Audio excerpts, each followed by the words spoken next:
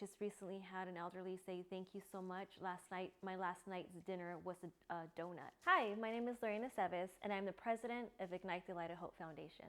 What made you want to start Ignite the Light of Hope? So I started my nonprofit 3 years ago during that pandemic. There was many families struggling as many people were losing their jobs and businesses were being shut down. So we decided to go out and start making care packages and helping families in need. We started supporting small businesses, and every day as we were doing that, I started feeling uplifted and I started feeling like we were making a huge impact in the lives of those who needed us the most. I then realized that many people were losing hope. And one day, I was talking to my daughter and I said, baby girl, why don't we start a nonprofit? Instead of just sitting back and watching the world fall apart, let's make a change, let's make a difference. And so with that being said, we started brainstorming, we started writing different ideas on how we could improve the lives of others. And the next day I had went to church, and during that pandemic, there was nobody around in church because the churches were just open. There must have been about 5 people there. And that's when my pastor spoke, and he said, before I continue speaking, is there someone here who's been wanting to start a nonprofit? God is saying, what are you waiting for? The time is now. And when he said that, I immediately knew God was speaking to me through him. I started crying, and I promised God right there and then, I promised I would start the next day, and I did. Super excited. I woke up the next day. I started my 501c3, not knowing how to do it, how to get started. I just knew that this was what I needed to do. Once I completed that, doors just started opening. I started reaching out to the community, to friends, and people just started pouring in their love by donating food, clothing, diapers, whatever was needed. Why did you choose the specific locations as San Fernando, LA, and Castaic? The reason why I chose these locations is because I live here in Santa Clarita, and there's a lot of families that I know out here that were struggling, as well as businesses.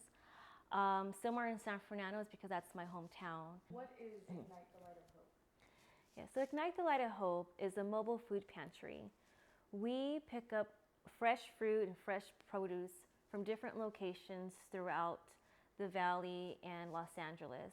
And what we do, we load up our van and we take it to a certain location where we're going to be distributing food.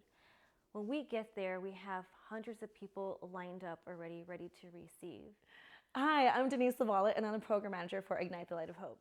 When and how did you get started with Ignite the Light of Hope? I started 3 years ago with my sister Lorraine, who's the president of Ignite the Light of Hope. With the holidays coming up, are you guys planning on doing anything special? Yes, with the holidays coming up, we are doing a couple special things. The first one is our turkey drive. What we're doing is we're collecting Thanksgiving fixings and turkeys, and we're giving it to about 100 families that are in need. What is your annual Night of Hope? Our annual Night of Hope is one of our biggest events that we do. It's a night where we come together with our family and friends and sponsorships of those that want to give back. It's a night of music and food, raffles. My name's Joanna Glenn, and I'm the volunteer coordinator for Ignite the Light of Hope. How and when did you get started with Ignite the Light of Hope? So I actually started with Ignite the Light of Hope as a volunteer myself, and I was asked to be on the board, and that's how I joined as a volunteer coordinator. And I started about a year ago. How can someone become a volunteer? So the way you can become a volunteer is you can actually go to our website, and there's a sign up area there that you can go ahead and sign up as a volunteer, and myself will be contacting you. Are you always in the same location per city?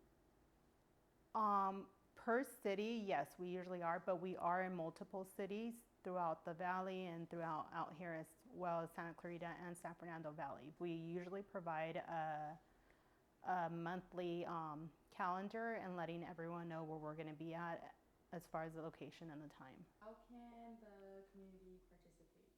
So the way the community can participate is based on our needs. If it's like a back to school night back to school, or if it's a Thanksgiving drive or a toy drive for the holidays, we usually reach out and we ask what our specific needs are, and that's a perfect way for the community to help.